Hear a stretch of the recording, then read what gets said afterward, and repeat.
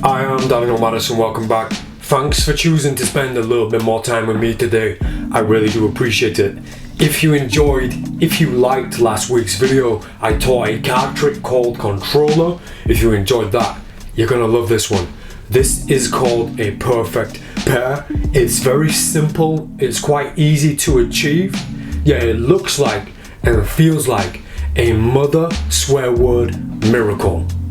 Without further ado, I'm Daniel Madison. This is a perfect pair.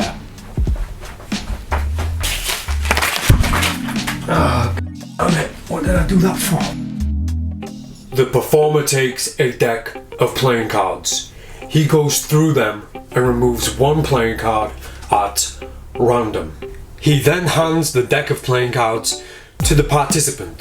Once the participant has thoroughly shuffled the playing cards, they are invited to remove one random playing card without looking at it. They are then asked to place that playing card on top of the playing card in the performer's hand. The performer now has two playing cards in his hand. To make this as fair as possible, the performer reveals his playing card first. He reveals that playing card to be the 9 of clubs. He then reveals the participant's freely selected playing card from a shuffled deck to be none other than the matching 9 of spades. What the swear word? These two playing cards can now instantly be handed out for inspection, allowing the participant to react accordingly.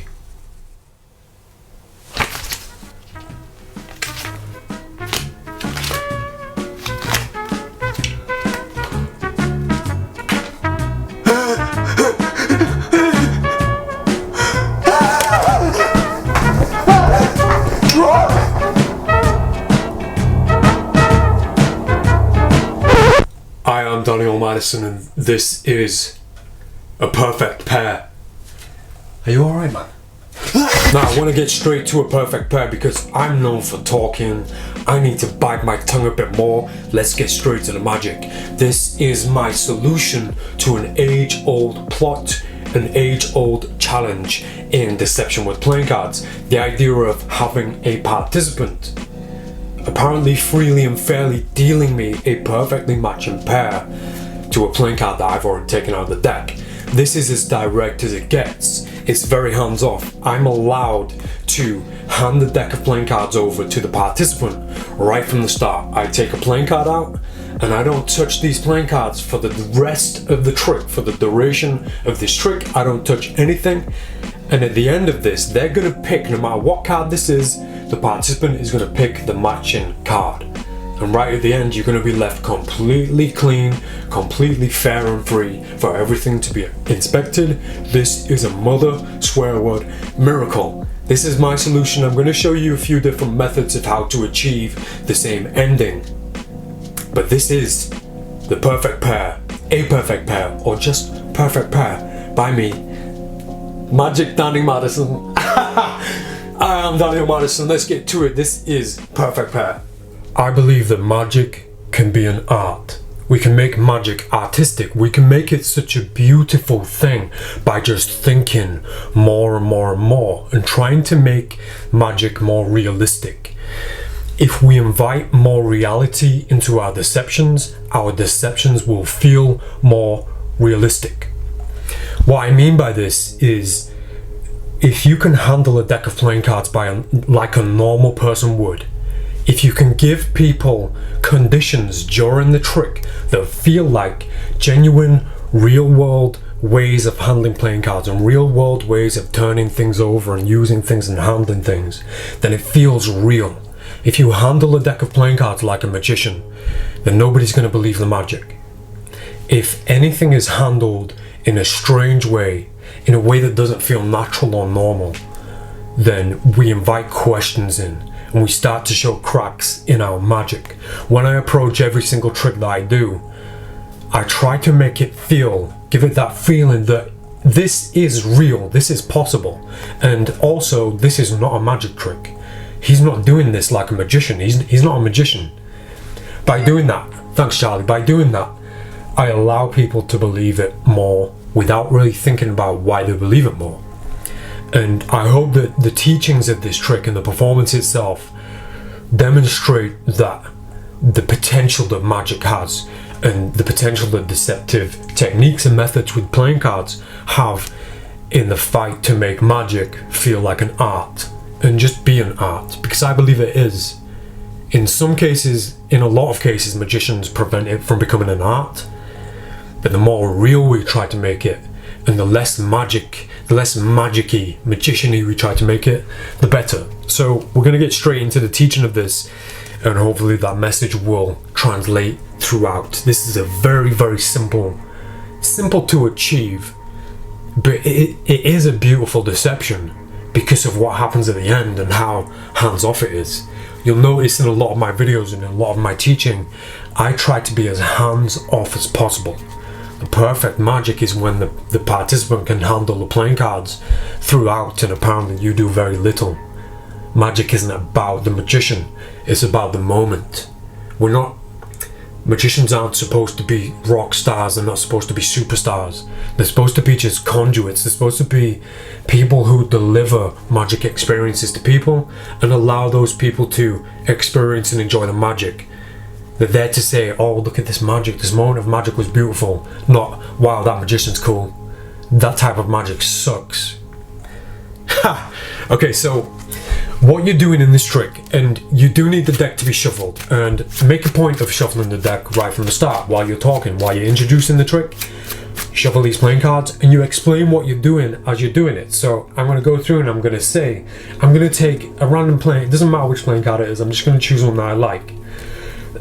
You can add whatever kind of pattern you want here. I like the idea that you remove the importance of the playing card, and then it really does feel random, and it feels like it feels like a non-moment, when in fact it is an important moment, because what I'm doing right now, I'm looking for a matching pair that are sat next to each other. Now, somebody might be able to tell me in the comment section, when you shuffle a deck of playing cards, there is a statistic where there will almost always be a matching pair sat next to each other in a shuffled deck, at least one. Now, I wouldn't go for a 9 of hearts and a 9 of clubs because it's a black and red. I want either 2 red cards or 2 black cards that are perfect pairs. So in this deck, which I've genuinely just shuffled, which hurts my brain because I like my playing cards to be in order, there are no matching pairs. Well done, Daniel Madison. I'll give the deck another shuffle. I'm trying not to waste too much more of your time. Now there, I've just come across a matching, or a pair of red 3s. So I'll use these for this demonstration. Now, there are a few different ways that you can take this playing card out. You can up-jog it.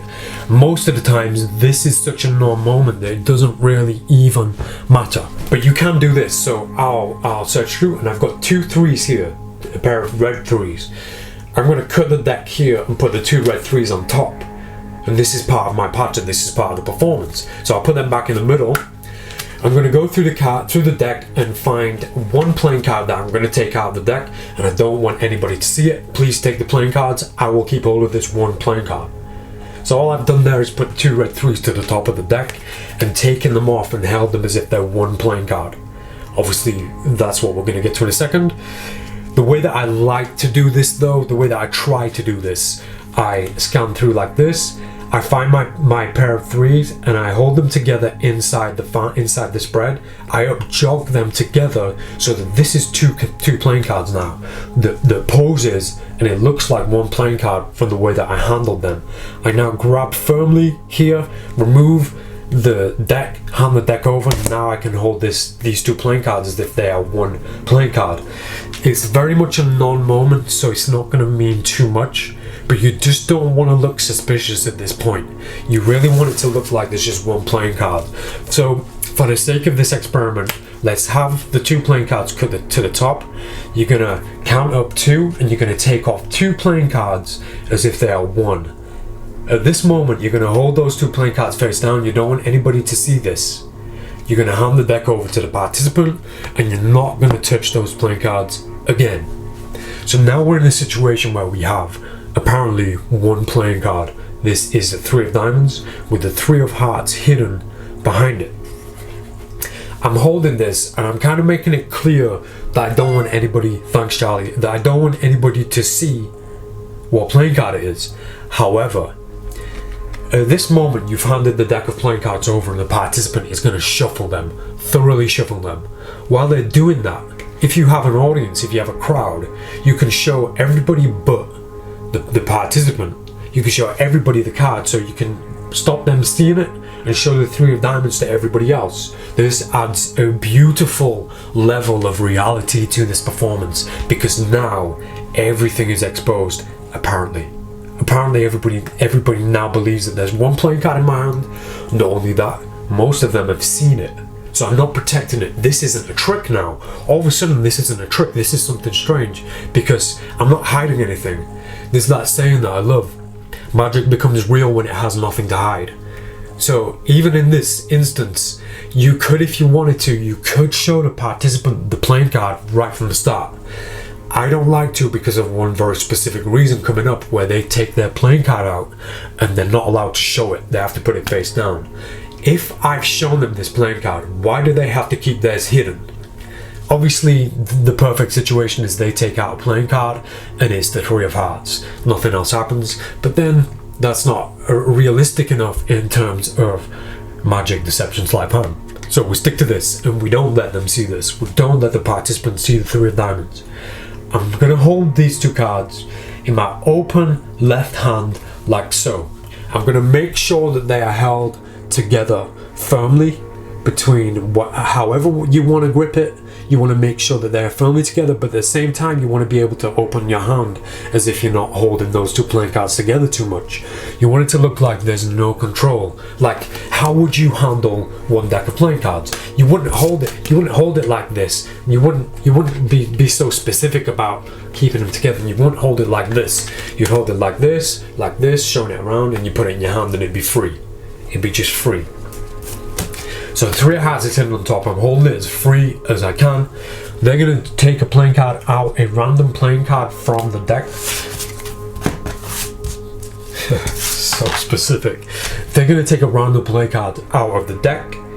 They're not going to look at it. So they shuffle the playing cards. You invite them to take a playing card out without looking. Now what does that look like?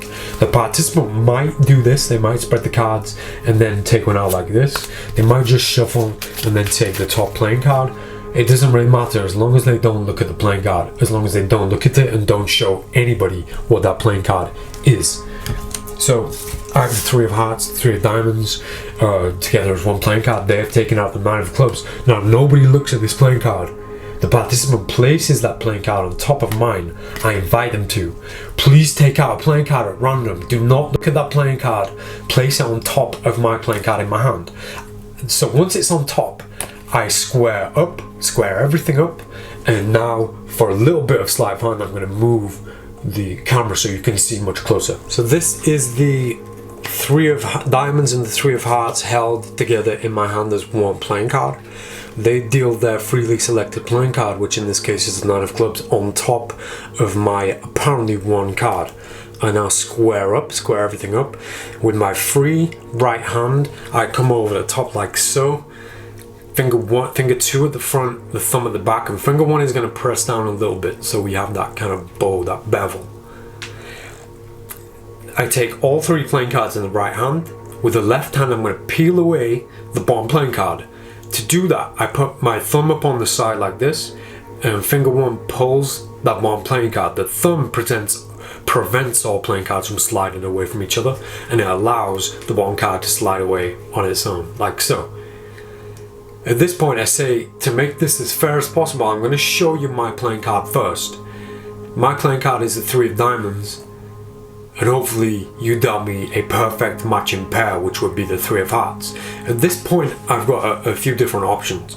Usually I would do this and hold them both together and allow this moment to settle in. Allow the reaction, the initial reaction to kick in.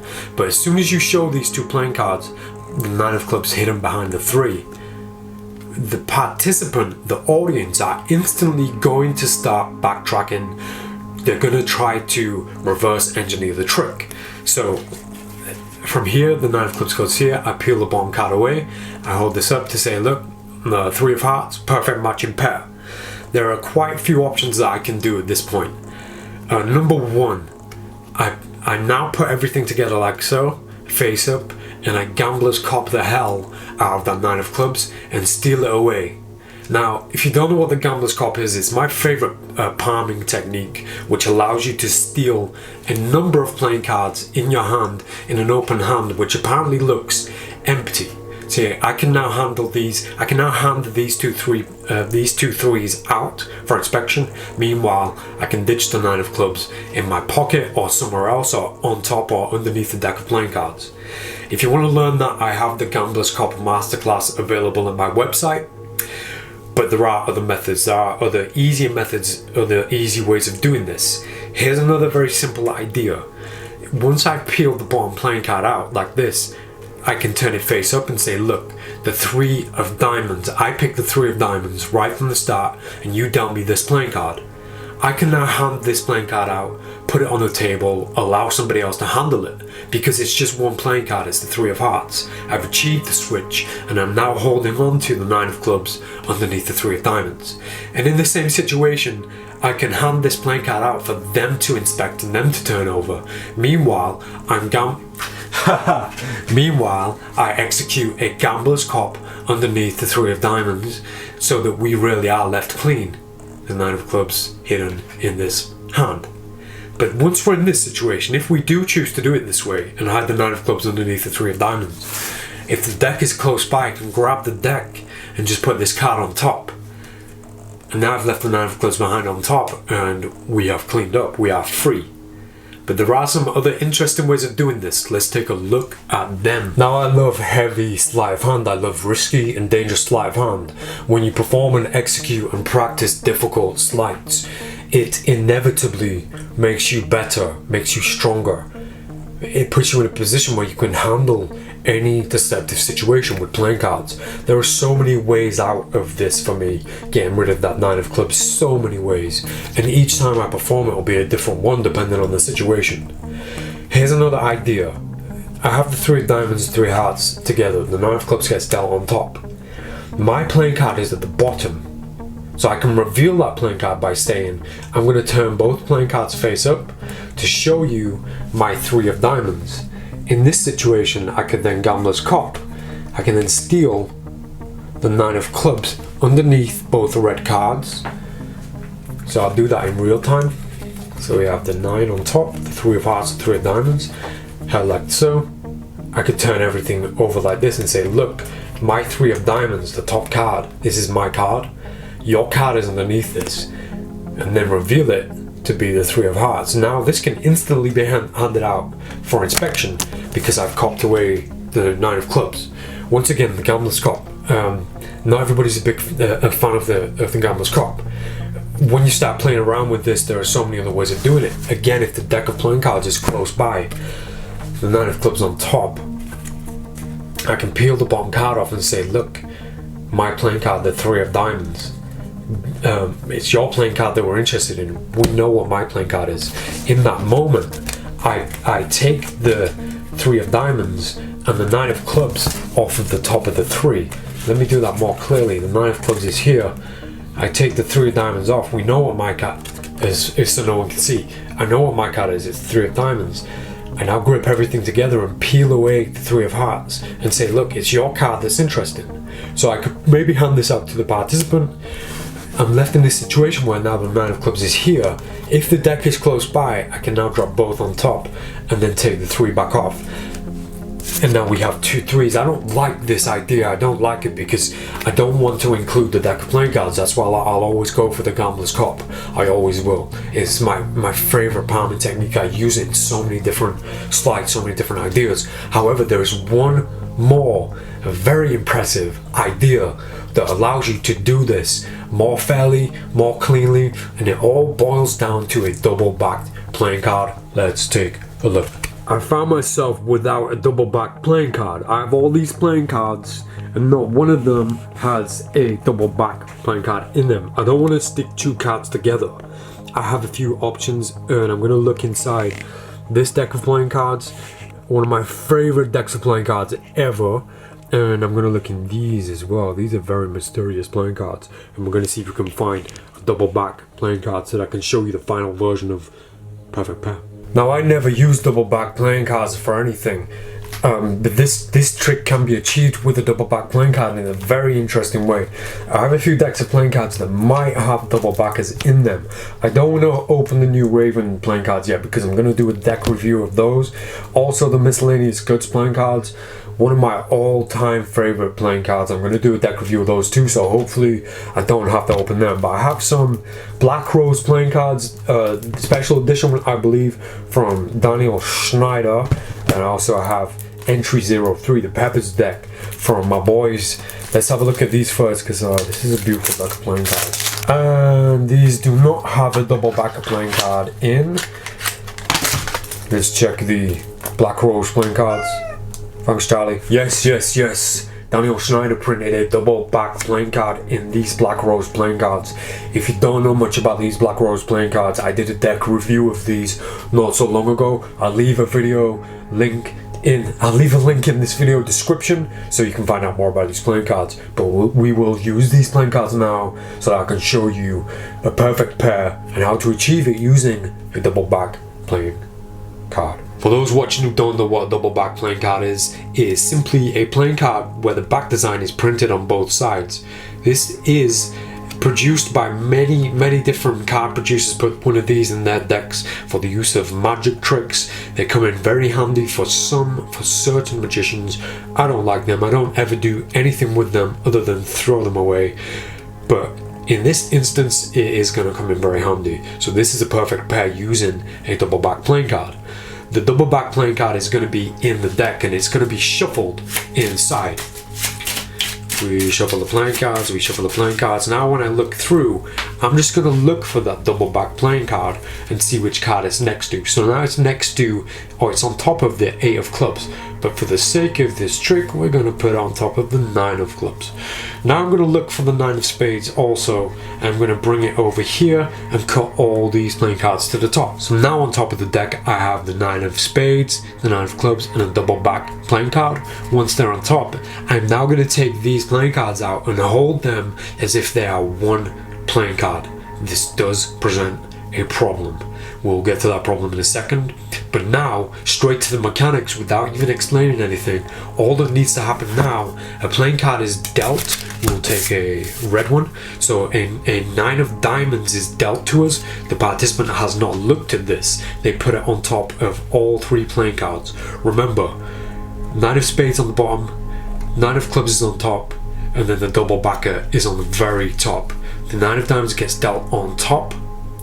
I'm now going to hold the entire packet at the end with finger 2 and with my thumb here. I'm going to peel out the bottom playing card and I'm going to turn all of these playing cards over at once, revealing the 9 of clubs. I'm now going to peel this away. This reveals their selected playing card. I can show it fairly like this. I'm going to come over here, put it on top, and then peel the bottom playing card off and reveal the 9 of spades. This does leave us a little bit dirty. We look at this from a different angle right now. As a very quick recap, 9 of spades, 9 of clubs, double back playing card on top.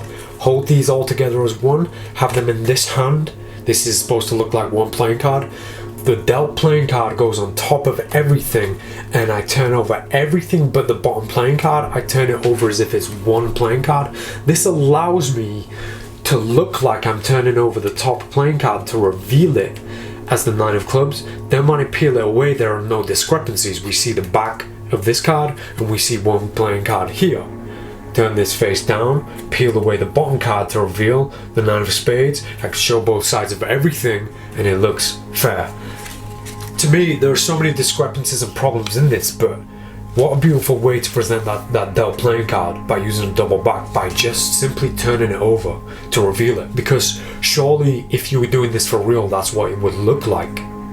Now I'm not suggesting that this is the way that you perform it. Please perform it the way that I do. Learn the gambler's cop. Cop away that dirty card, get rid of it, so that you are left completely clean and fair with only 2 playing cards.